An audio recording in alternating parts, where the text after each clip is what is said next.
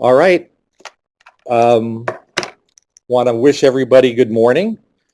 We have about 10 people that are joining us remotely, and so for the folks in the room, we'll be doing this presentation from the sitting position, so just so that we make sure we have good sound quality for the folks that are listening in. This session is going to be recorded. I'm Rich Pirog. I'm the acting director for the Center for Regional Food Systems here at MSU. I want to welcome everybody to this session, which is an update on the Good Food Charter Shared Measurement Pilot Project. And this session is an opportunity for many of you that have expressed interest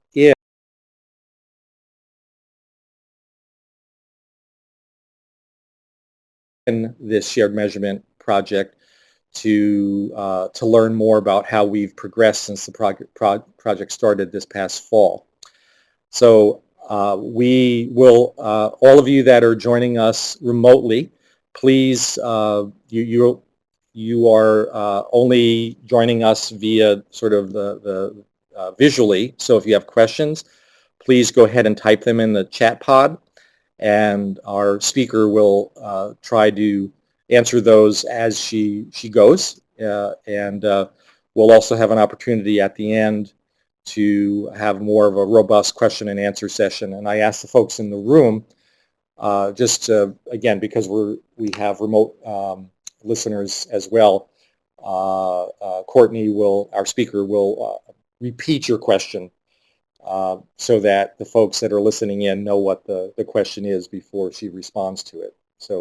So I ask you to just keep in mind that we've got two audiences here, the audience in the room and the audience that is listening in. So this past summer, late summer, early fall, the Center for Regional Food Systems engaged the Gretchen Swanson Center for Nutrition after a request for proposal process, and we picked them to be our research partner for this shared measurement project. A lot has happened since last October, since we had our first call with a group of interested partners that are interested in the work of the Good Food Charter and one or more of the goals of the Charter.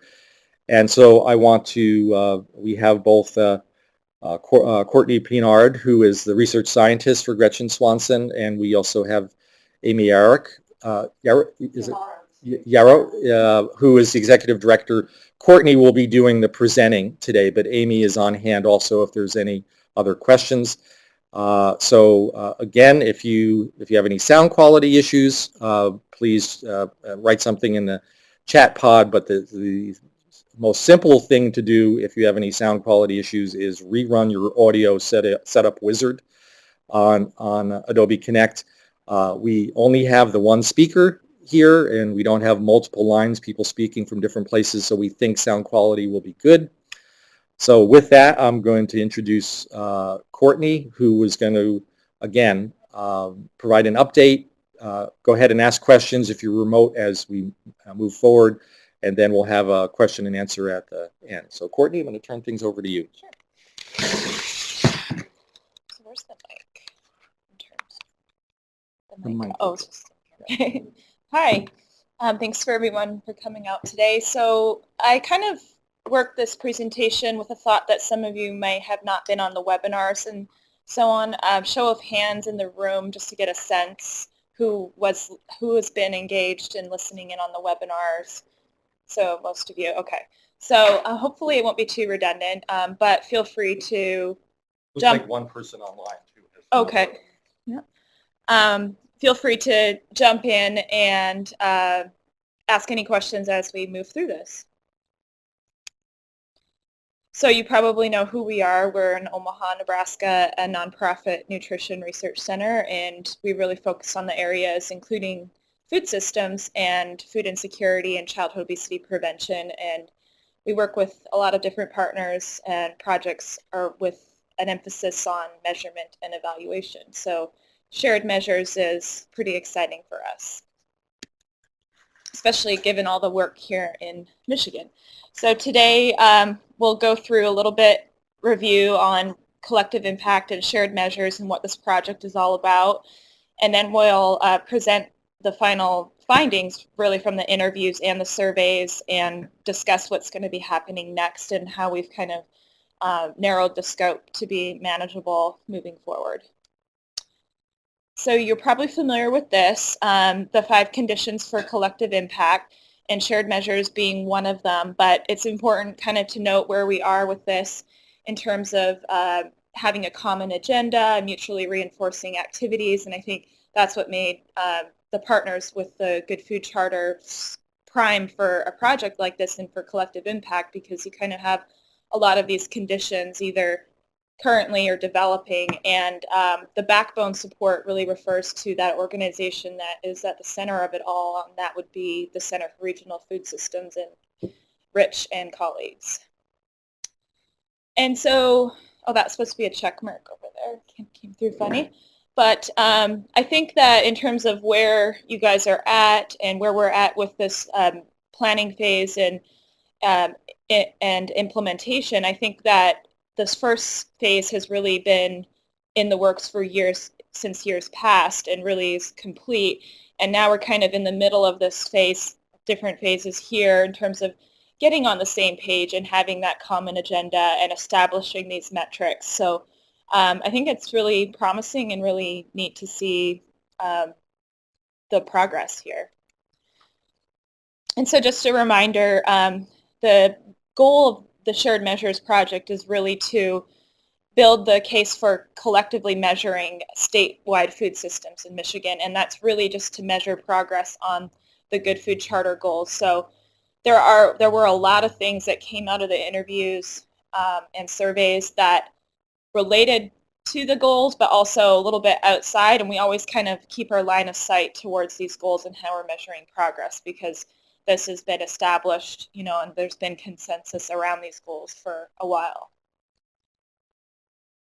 And so just some of the steps here involved, we've already been through a number of these phases, including identifying currently collected data, identifying gaps and overlaps, and where the need is and where we can have potential successes and challenges.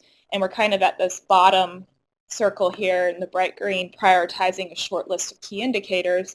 And we'll talk a little bit more about that today and what that means for the pilot and how we're engaging the advisory committee today, later this afternoon. And that's really where we're establishing consensus on what measures are most valuable. And then there's going to be this training and support and implementation of a pilot, which we'll go through a little more in depth. But I think in terms of establishing consensus, I don't think it's not like a pie in the sky kind of view that we're all just going to agree that this is what needs to happen. I think with the advisory committee and with you all, it's really, you don't have to agree to reach consensus. You can voice your opinion, you can, you know, stay engaged, and that this is really just the first iteration of a shared measures system in the state. And we're starting with you know, what was coming out of the surveys and interviews and honing that down to a manageable chunk, but that's going to be expanded and growing over the years to come. So I think that's important to keep in mind. So the timeline kind of overlaps a bit with the steps I just went through, but you can kind of see where we're at in terms of this sort of distinct project, which is kind of sitting within this larger view of what's going to happen in years to come with shared measures. Like, it doesn't end on December 15th or this December 2015. It you know, hopefully will evolve and continue to grow, and there'll be future iterations. But you can kind of see where we want to start with training and capacity building and get a better sense of where people are at in terms of that, and then implement what would be the pilot. So you can see here the results, and many of you probably participated in one or both of these components. So we conducted interviews, some in person and some over the phone, and then with 44 individuals and representing their organizations, some of them multiple people at the same time from that organization. And then we followed up. We thought it really we had a lot of good information from the interviews, but a survey would allow us to kind of capture a wider view of what people were, because we could only do so many interviews. There are only so many hours in the day, so the survey allowed us to kind of put that net out a little wider, and we had about 71 responses, and from our list, which was kind of waxing and waning as we went through, because some people on the list, were out of state, or so we ended up with about a little over half of the respondents working on charter goals, essentially, and who had indicated interest in this project responding to the survey. And the overlap between the interviews and surveys, you can see here 22 individuals who we interviewed also completed the survey. So I think that's important to note. And so the emphasis of the location of work, many were statewide. They may be located in a particular city or region, but their work really reaches statewide. And then you can kind of see where it goes from there in terms of the interviews and the surveys. The East was represented well, and going down from there.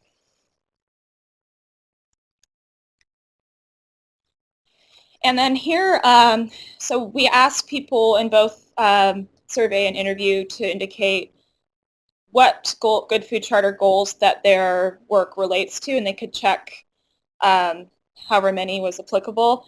And so this is just kind of a slice of the data here to see that in order who indicated work on these particular goals, and then ranking them in order of the top to the bottom. So the number one goal that was addressed by most stakeholders is that fourth goal that is around food access. And then you can kind of see the first, second, and third, which is really about procurement and the producers in the agri-food business, and the production side of things, as well as the sourcing and procurement side of things, kind of falls in the middle. And then those last two are the school-related goals, the one around ag education and then nutrition standards. So not to say that anything's less important than the other, but this is what the partners are working on. So to get into the interview results, I don't know if you can really see that, but I can send a clearer copy of that. But this is really, you have themes and then sub-themes below, and I'm not going to go through each one of them. There's just a mass amount of information that came from the interviews, and hopefully the report will be available for everyone if they want to review these in more depth. But Or you may want to say that both the report, the reporting, and the PDF of the slide will be available. Okay, so both the report, the recording, and the PDF of the slides will be available online. So currently we're still whittling down the report and making some edits, and we'll have that up in the coming weeks. So that'll be, a thick document that everyone can have some good nighttime reading. So across the top, just to give you a sense, so people generally mentioned some goals that they are addressing that may not be specifically related to charter goals.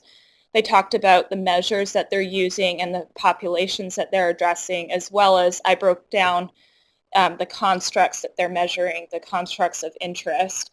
And then considerations for shared measures are really kind of like people mentioning barriers or potential barriers or challenges that we might come up against, and the capacity for shared measures that each of the organizations may have, and really then just general challenges with data collection that they have experienced, and then perceived benefits, which all the people on the interviews and the surveys generally had a very positive view of venturing into the shared measures, and that it was important and needed and saw all the benefits. So I think that's a good positive note to be working from.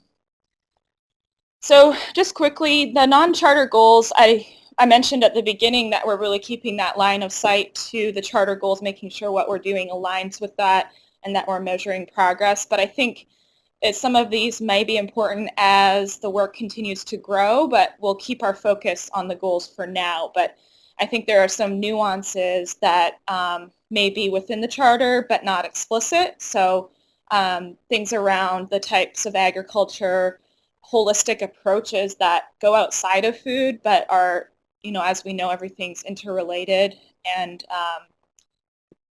that like a holistic view to supporting communities, as well as policy work and specific dietary quality.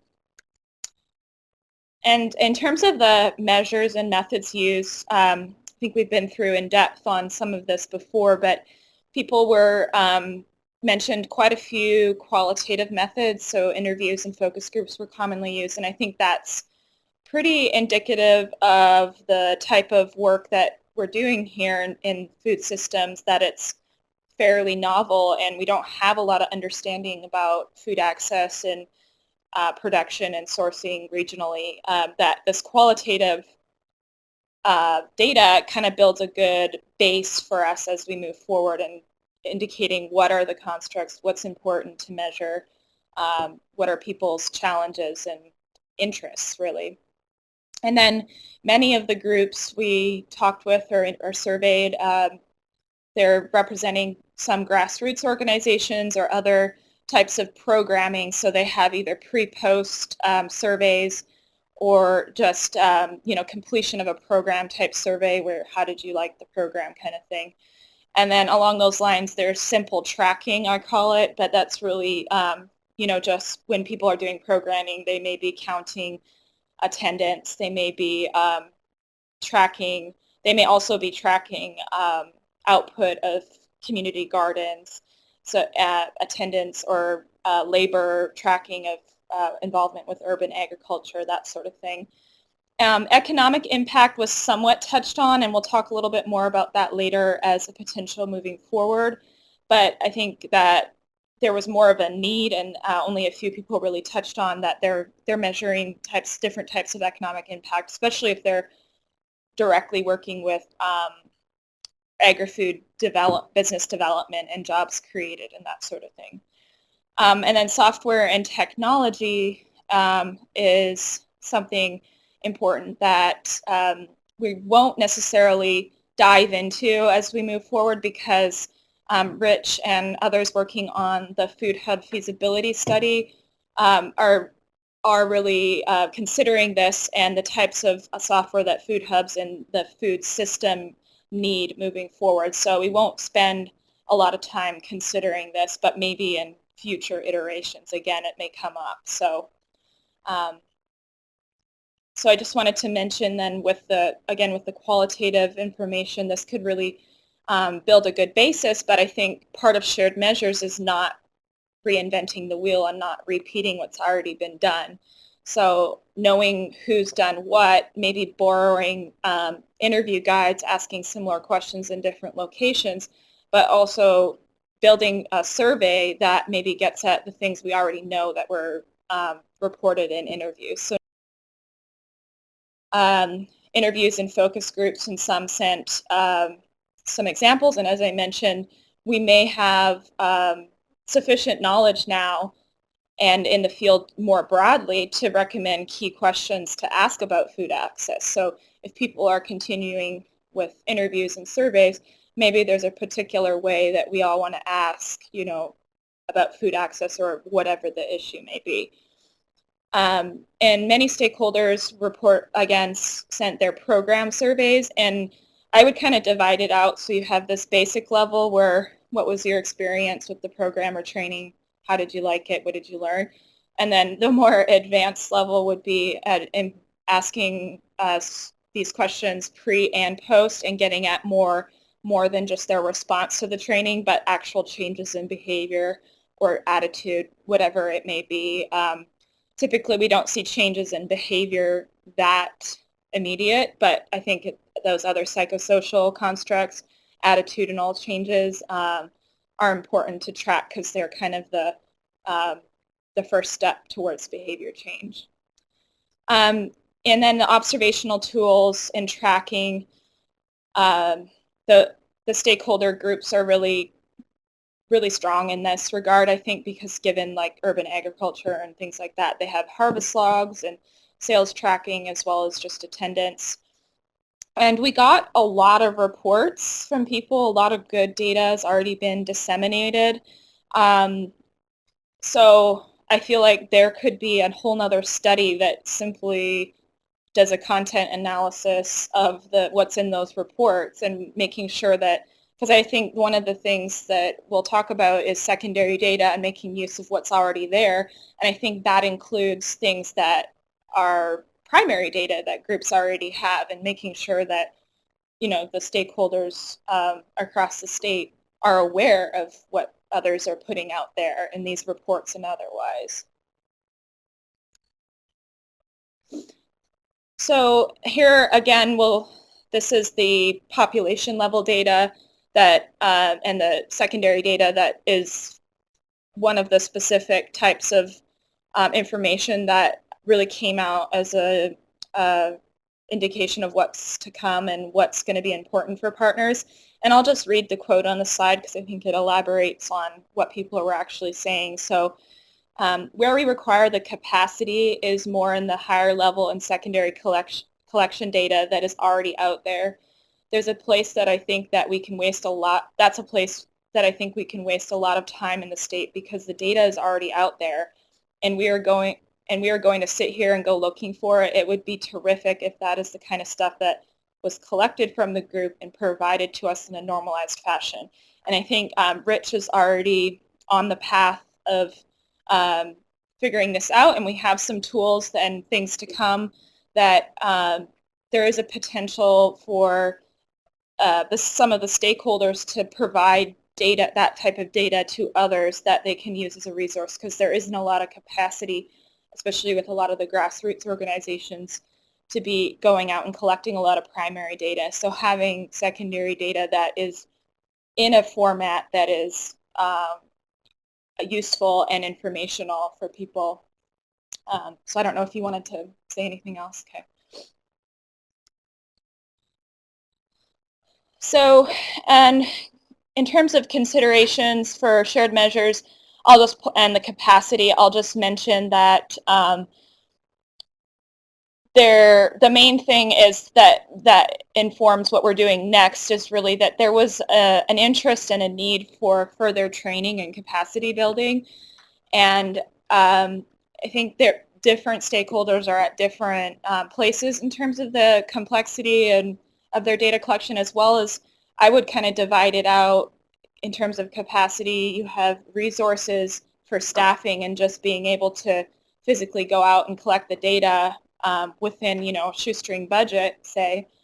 But then you also have capacity in terms of expertise to be able to collect the data that's meaningful or aligns with the other stakeholders. So I think that'll be that's why we've kind of set up this first phase of the pilot to be more around training and capacity. So the quote that elaborates on this is, whenever the specific indicators are identified, I think we will definitely be training them. I think a lot of people could benefit from training about data collection more broadly. There are a lot of smaller food organizations that don't have someone for data collection and know what measures will be more relevant.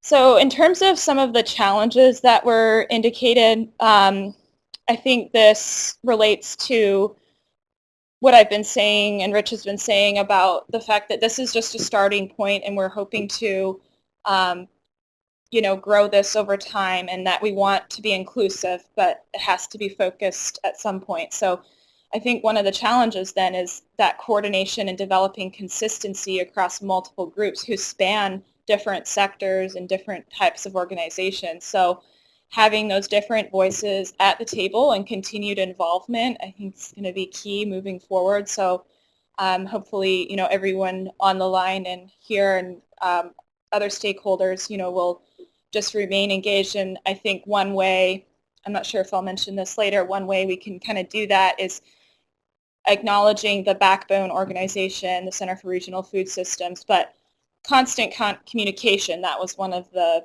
you know, steps for collective impact. So even if you're not involved in this first round of the pilot, being involved in terms of directing what's happening next. So maybe there's further data gathering and information and keeping people engaged and reporting out what's going on so that it's a larger group effort than just what's happening in this little area that we're starting in.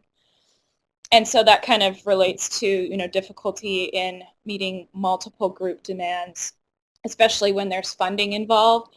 And I think this was brought up in one of the interviews is, well, we can have shared measures and, things that are aligning, that's all well and good, but we also have to report to our funder, and these may be different types of reporting and variables that we're collecting. So now we're doing double duty. It doesn't seem, feasible.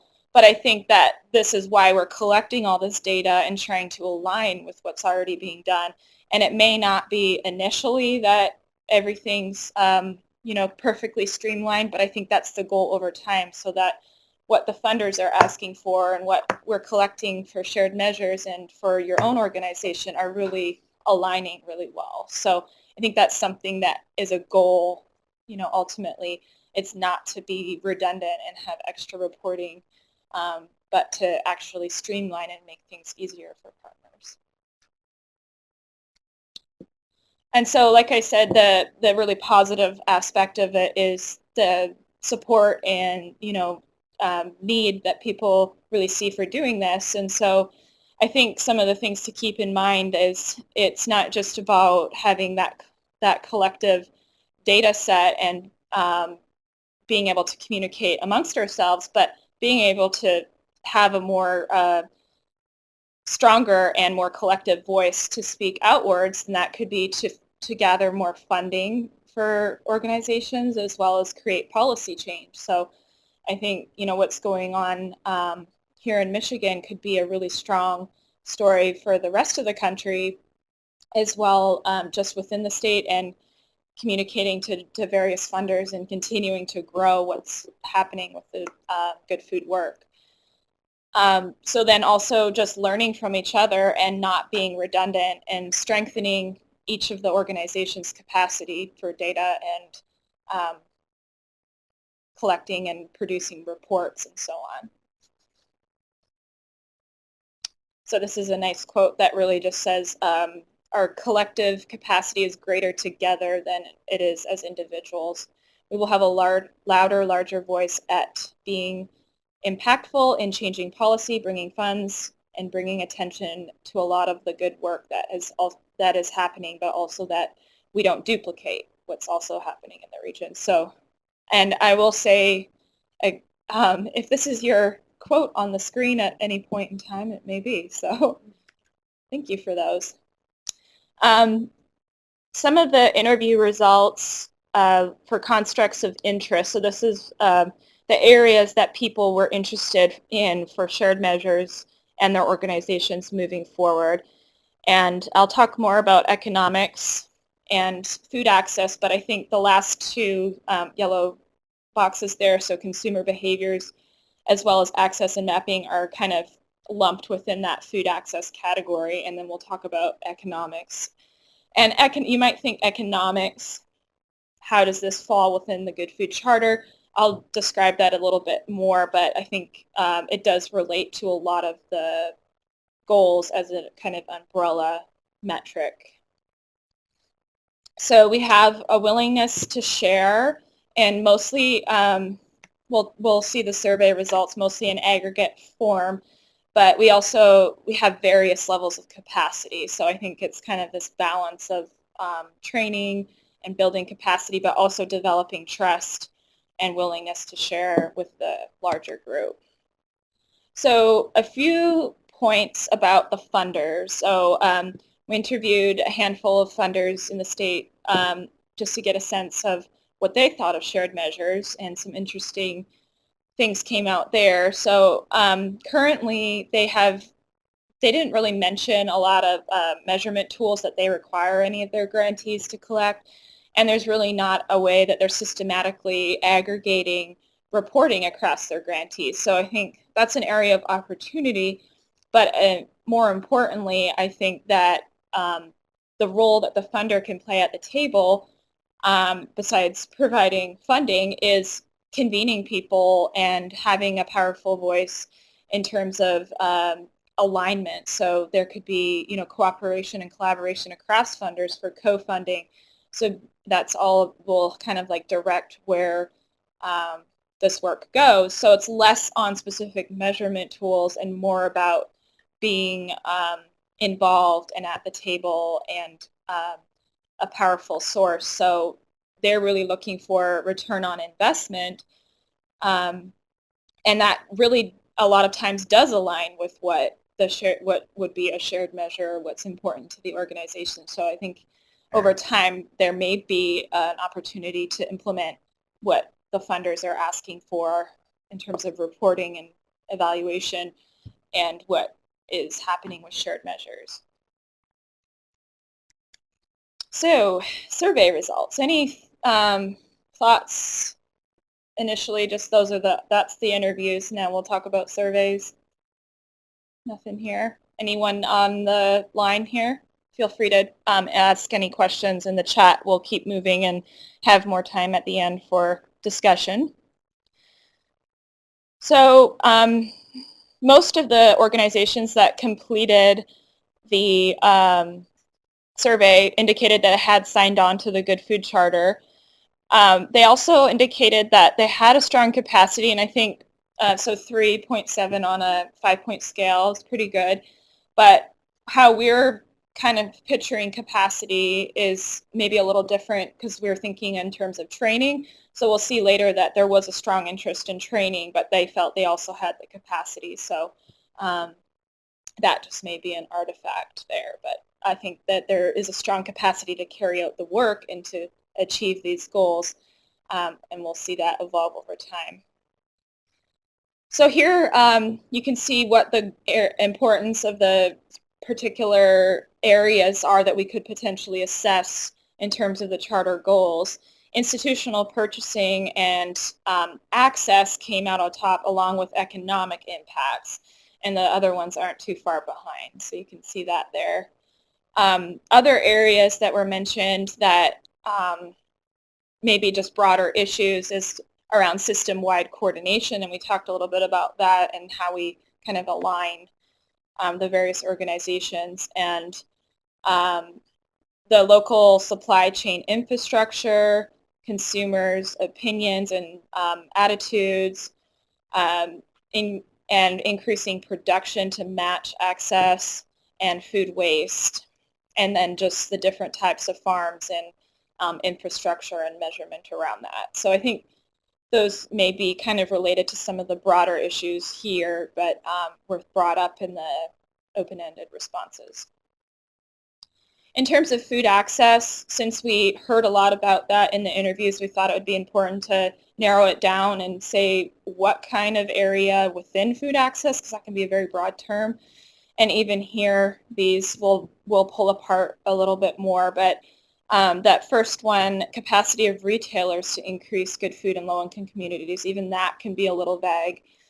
So we'll go through that a little bit. So each of these I'm going to go through will be in the green bubble on the left, and then potential constructs, and then just what an example of a measure that would get at that. So in terms of this capacity of retailers to increase good food in low-income communities, I think we can look at food system assessments, but also bringing in that distribution piece, and then food environment assessments that monitor current offerings, so things that look at just monitoring the capacity, the current health or healthy or non-healthy items that are available. And I think the capacity question really could be get at with more qualitative and interviews with store owners. So we've done a bit of that in Nebraska, and we'll be doing that more in another project in Northeast Michigan, rural areas, and understanding from the retailers what their capacity is. And the food environment is another kind of blanket term that may cross some of these areas here, and some resources that we have One is this from the national government. The National Cancer Institute has instruments online, and then this other one from our center that we did a study on small stores and put together this measurement toolkit so you can kind of see all the different assessments that get at just this one area. So thinking about food availability, pricing, marketing, store characteristics. So many of you have probably heard of NEMS, or the Nutrition Environment Monitoring Survey, and that just is an observational tool where you check off and you get results that say it could be a 1 through 5 in terms of healthy food access, and the 5 categories being fruits, vegetables, lean meats, low-fat dairy, and whole grains. But there are many other types of checklists, and that may be more appropriate for the particular setting. And NEMS doesn't necessarily get at everything that we need.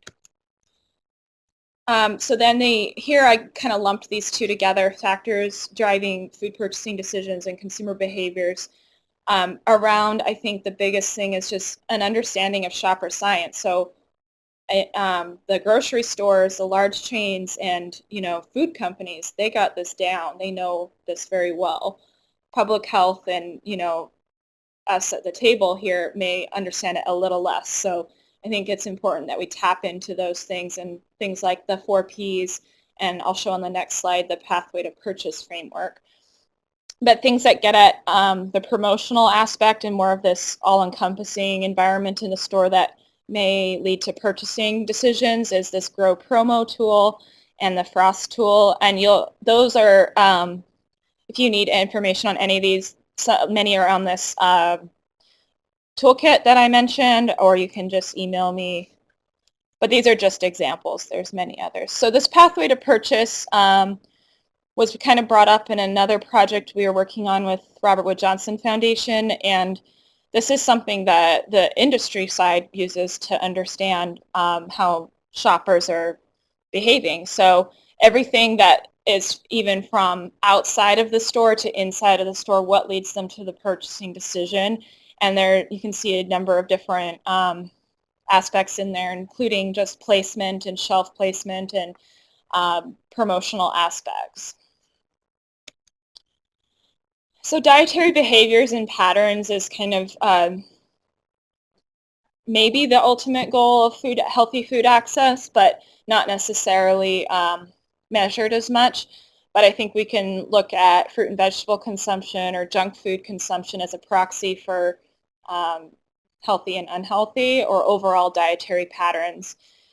So this is one screener tool. The National Cancer Institute dietary intake was actually reported by a number of the partners in the interviews as currently being used, and I know it's being used elsewhere, and it's a valid tool. So something like that if you're interested in dietary patterns. 24-hour recalls are pretty comprehensive and probably not appropriate for much of the work going on here in terms of food systems. But there is the free online version, the ASA 24, forget what that stands for, but it walks you through basically a 24-hour recall online.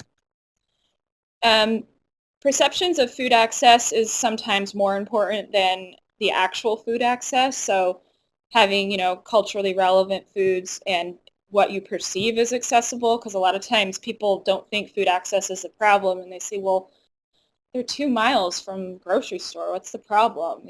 And I think we look at it more in terms of the social and the behavioral aspect of it. So that perceived barriers and things like that are really important. And then the interest in regional food systems, and I think that we've probably seen this grow in Michigan. Hence how you have pardon. Pure Michigan, because of this growth in consumer interest, you're able to have these food hubs and farmers markets and so on. So I think motivators to eating locally and the perceived benefits can really get at that. So jumping to economics, we heard that a lot in the interviews. So the things that the sort of subtopics of economics that were of interest included jobs created, as well as money generated through the good food work. And I'll talk a little bit more in detail about this. So just a quick view of the results here. So we may want to look at new jobs or businesses or expansion of these jobs or businesses. We may want to look at financial viability of, for farms and which outlets are generating income, what are the drivers, and growth in the overall economy. And this may be what I would consider a separate study that is kind of a huge undertaking, and looking at that multiplier effect and how, you know, dollars spent, say, through Double Up food bucks and at farmers markets, and the money that's retained in that region or state, how that multiplies throughout the economy. And then purchasing power of institutions to buy locally, and that may be driven by policies or grant funding. And then the quality of the jobs created. So it's not just about jobs, but increase in quality of life and the living wage for many people working in the food industry.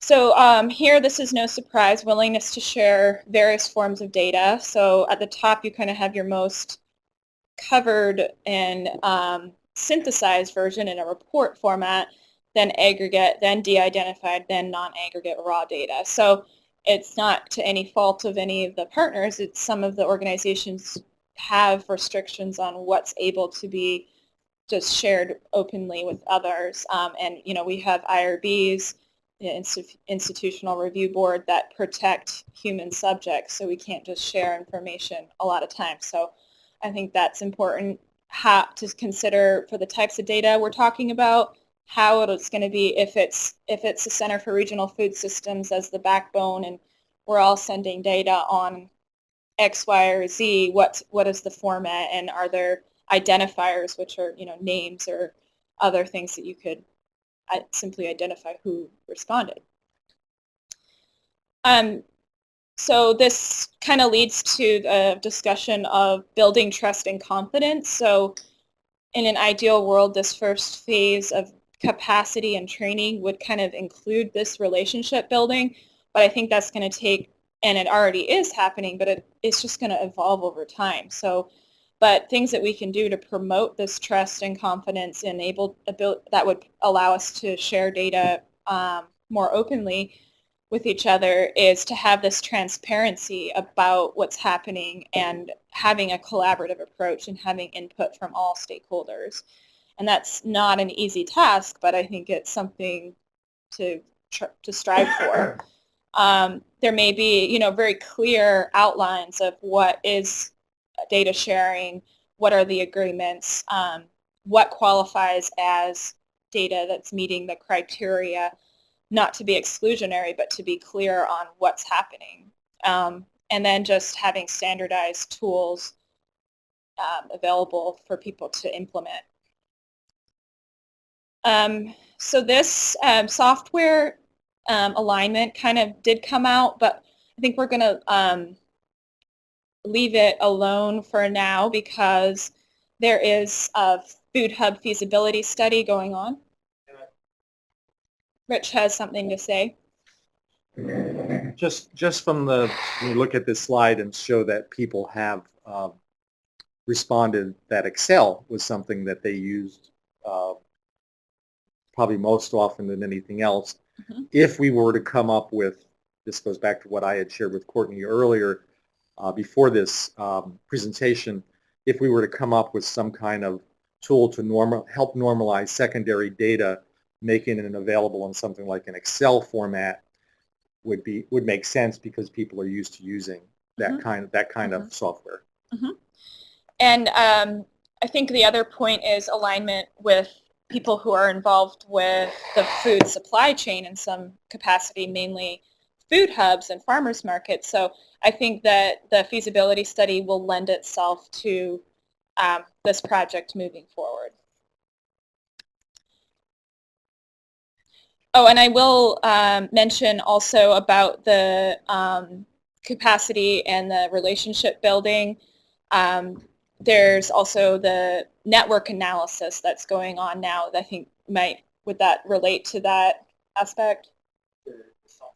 No, I'm sorry, the relationships and the data sharing and capacity, or just confidence and trust in each other.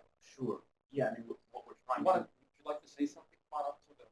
You don't have to. Yeah, I don't know that we don't have enough data yet. Okay. Anything, but yeah, I mean, so what we're looking at right now is who is already sharing data. Okay, so Zach just mentioned that what they're looking at now is who is already sharing data.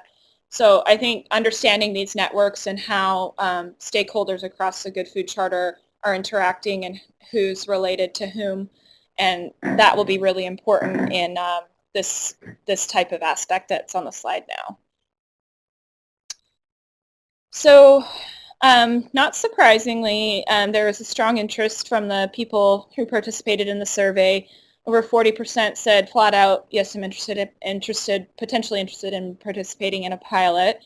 And some thought they wanted some more information, or would be able to participate in future iterations. So I think that's important to keep in mind, that we'll keep engaged with people that maybe want to participate in the future, and continue to provide information and provide opportunities for engagement. So here's kind of the quick view on how the data and the partners' voices led to a narrowing of the focus to really think about secondary data, food access, and potentially economics. So we really thought, to be fair to the Good Food Charter work and just regional food systems here in Michigan, thinking across the food system and being all-inclusive, but that we're going to have to start somewhere. So this may be the goal down the road, that we're hitting, all these points.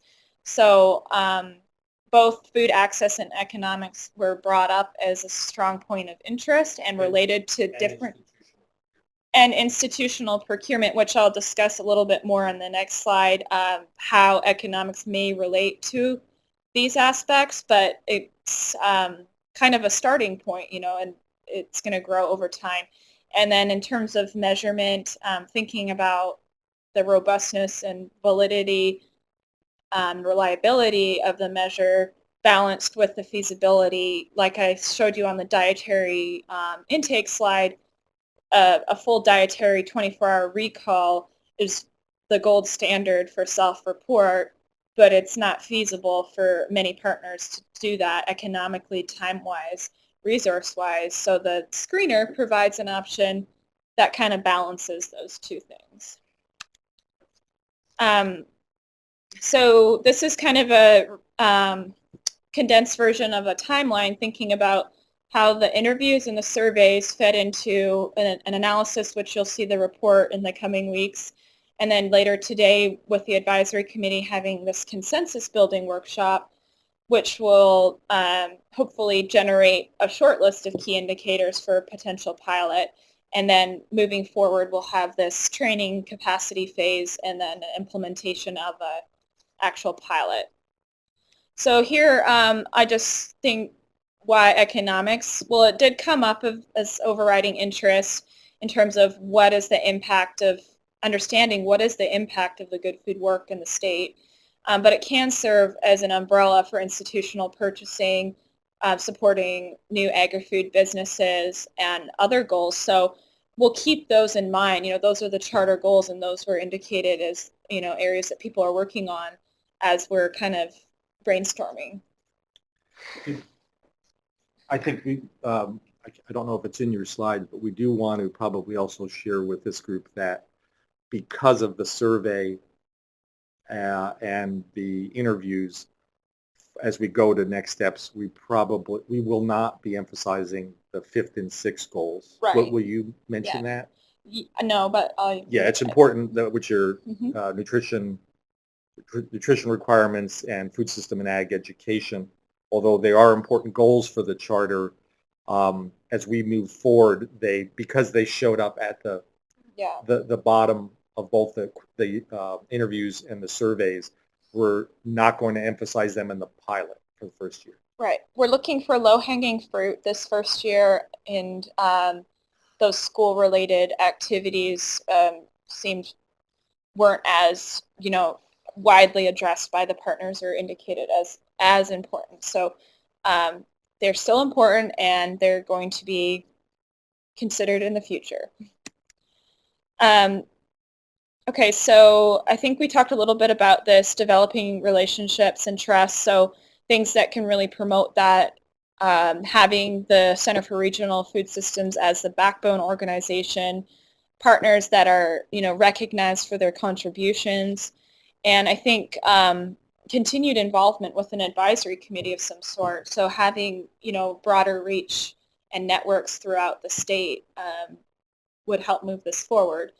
And really keeping the stakeholders, you all, involved as we move forward. So ongoing trainings, perhaps, engagement through presenting of results or gathering further feedback and keeping people on board.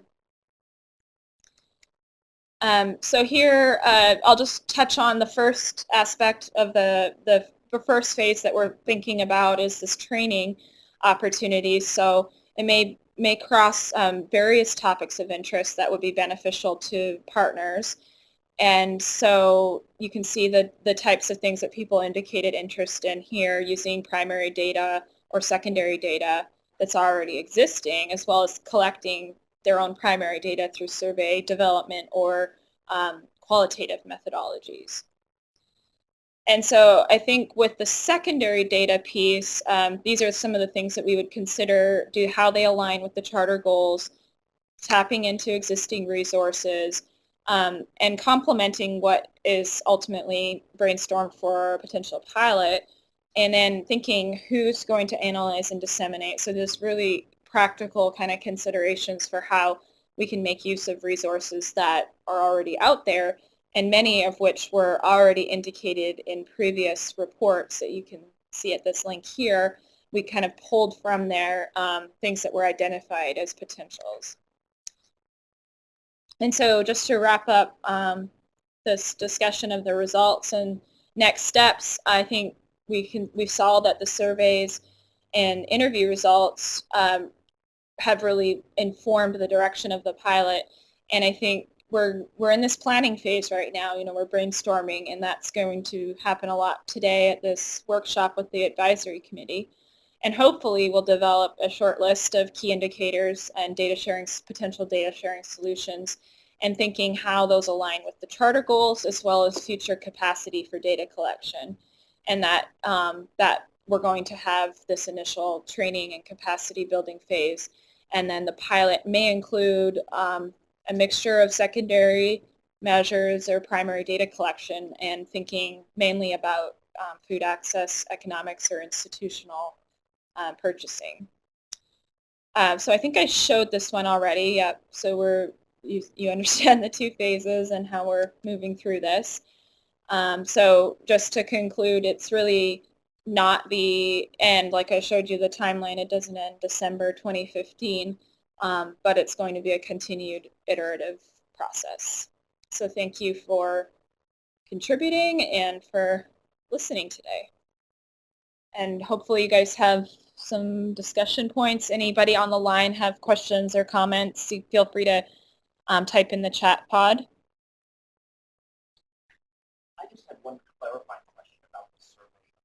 So what was the population for data collection? 145.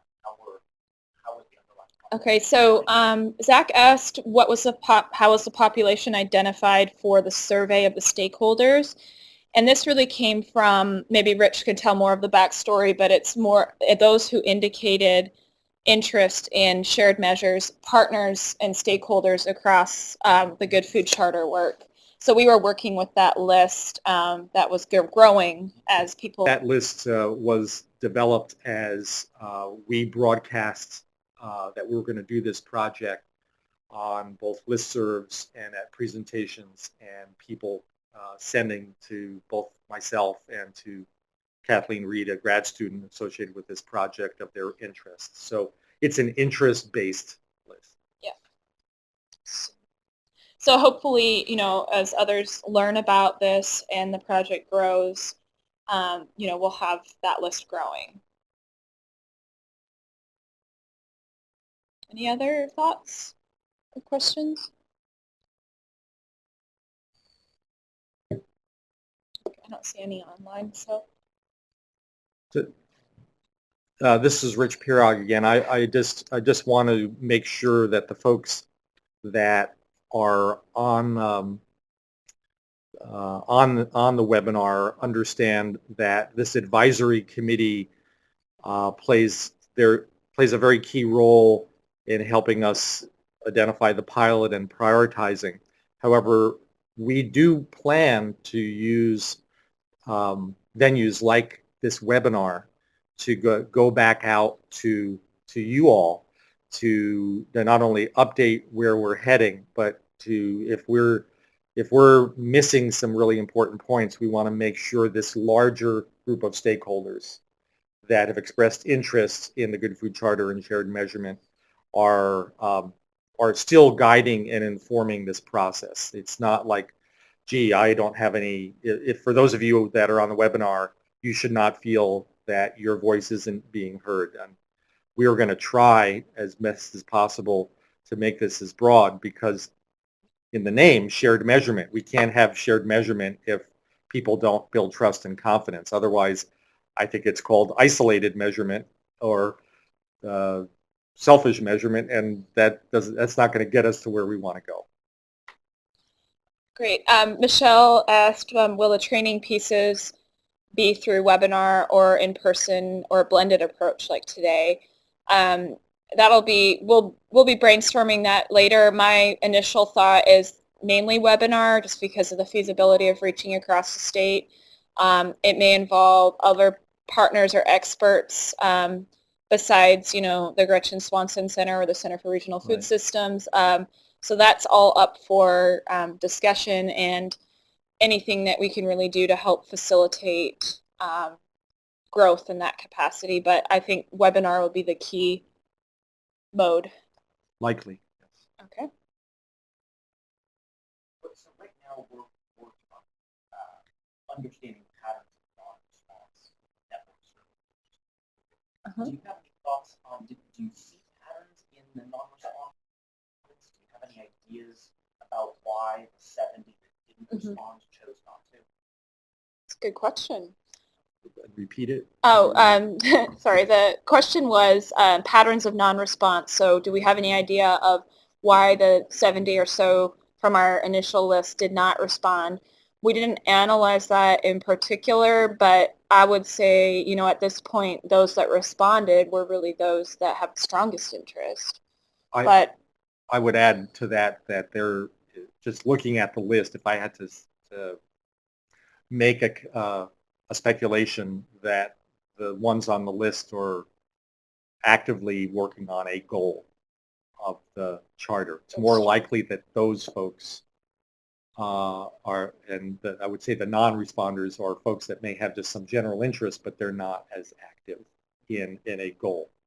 And I think also many may have chosen not to respond because someone else from their organization responded, because we kind of have been going at this like as an organizational approach. So, starting with the interviews, we didn't go for multiple interviews with the same organization. So maybe people were responding accordingly.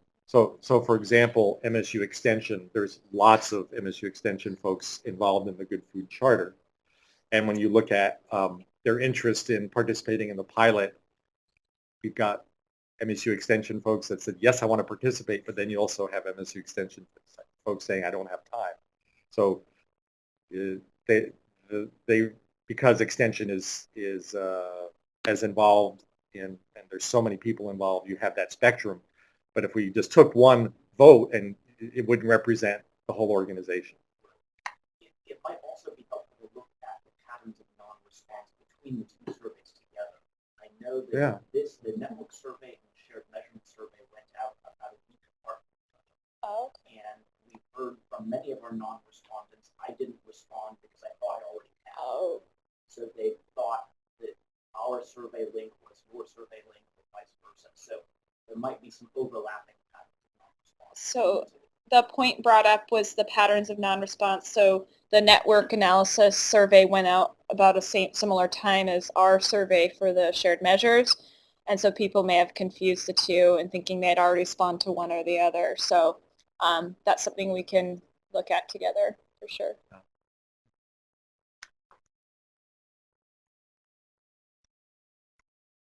So one last call for any typed in responses in the chat pod or comments from the audience here in the room.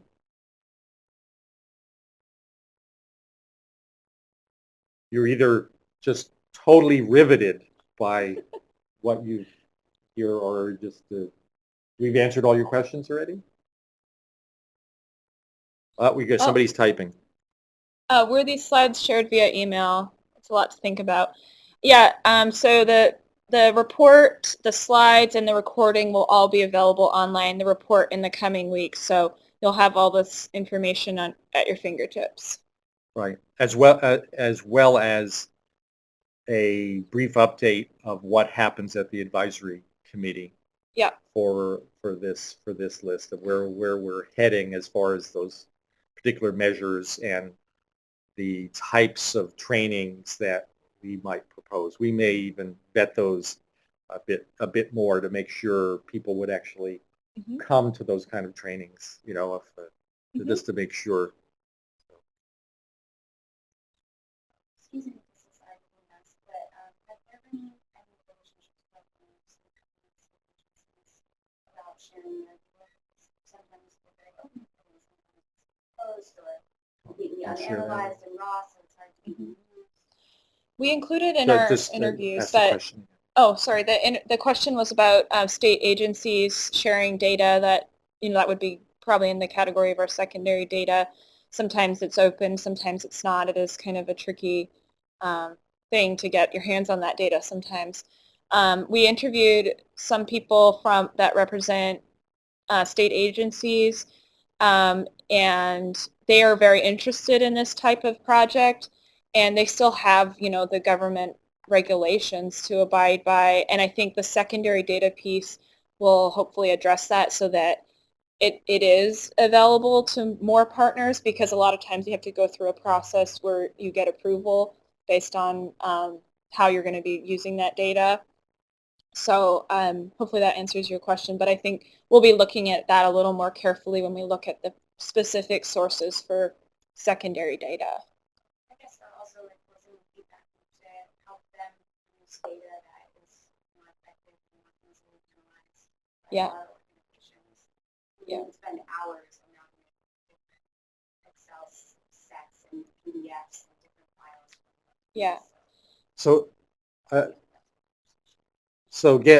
There was another comment here about closing that loop with our state agency sponsors, and I don't want to make this. I don't know if this is a complete answer to the question, but by including a state agency rep on the advisory committee, and also as we talk about the networks that are already in place.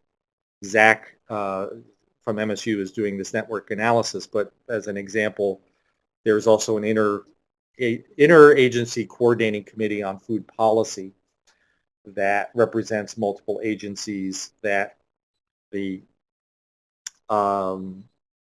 steering committee for the Good Food Charter and the Shared Measurement Project Advisory Committee represent a significant number of people on that food policy committee. And we're also starting a network of local food policy councils. All of this is in the beginning stages, but getting more boundary spanning people to work across those networks to be able to make sure that we use data more effectively at the state level and among the various organizations, in this case around the frame of the goals of the Good Food Charter, is a extremely ambitious goal, but we're putting the design pieces in place to make that happen from a communication standpoint. Hopefully to be more informed by researchers like Zach, and hopefully be more informed as we move forward in this work with Gretchen Swanson. And I think that one other point is that I see an overlap between what you're saying about state agencies' data and the funders. So having those kind of anchors involved will be important. Any last, thank you, Caroline, for your comments, and we're, this type of process is very emergent in that we have a lot of, quote, experiments going on at the same time to be able to find where all of us are in this forest. So, yeah. So if there are no other, any other comments in the room? Okay. Folks are, just so you know, folks in the room are very riveted and very awake, so hopefully you are too out there in webinar land. So Courtney, want to thank you, and again, just to repeat, we've recorded this session. We had about a half a dozen requests for the recording, and people couldn't make it this morning. We will have a PDF of the slides, as well as a edited version of the report, as well as an update of what happens in this afternoon's advisory committee, for not only for you folks on the line, but the other 120 people that have expressed interest in the shared measurement project, as well as the goals of the Good Food Charter. So, Courtney, unless you have any final words of wisdom or anything, we'll go ahead and sign off. Just thank you all. Appreciate it. Thanks everybody for being on the call, and stay tuned.